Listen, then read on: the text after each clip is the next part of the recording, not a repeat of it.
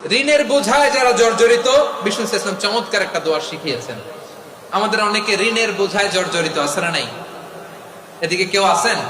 থাকলে হাত তোলার দরকার নেই, থাকলে এই দোয়াটা পড়বেন। এক সাহাবীর নাম আবু উমামা, নামাজের ওয়াক্ত ছাড়া উনি মসজিদে যেয়ে বসে আছে। বিষ্ণু বললেন, কিরে আবু উমামা, নামাজের তো ওয়াক্ত হয় নাই, মসজিদে কি? সাহাবী বলে, হুমুমুন লাজিমাতনি ওয়া দুয়ুন।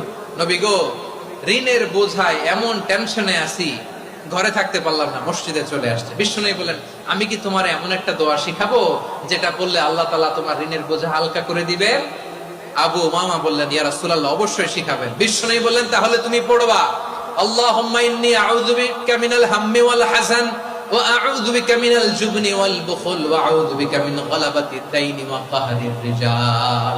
ও আল্লাহ, তোমার কাছ থেকে দুশ্চিন্তা থেকে পানাহ চাই, কৃপণতা, ভীরুতা, অলসতা, কার্পণ্যতা, এই সব কিছু থেকে, মানুষের কঠোরতা, আমার উপর মানুষের আধিপত্য এবং ঋণের বোঝা থেকে পানাহ চাই। এই দোয়াটা যখন বিষ্ণু শিখাই দিলেন, আবু উমামা বারবার এই দোয়া পড়ে, আল্লাহুম্মা ইন্নী আউযু বিকা মিনাল হাম্মি ওয়াল হাযান ওয়া আউযু বিকা মিনাল আজজি ওয়াল কাসাল ওয়া আউযু বিকা মিনাল জুবনি ওয়াল বুখল ওয়া আউযু বিকা মিন গালাবাতিদ দাইনি ওয়া কাহরির রিজাল। আবু উমামা বলে, এই দোয়া আমি পড়তে লাগলাম। কিছুদিন পরে দেখা গেল বিষ্ণু নবীর শেখানো এই দোয়ার বদৌলতে আল্লাহ তাআলা আমার সব ঋণ পরিশোধের ব্যবস্থা করে দিয়েছেন। পড়বেন।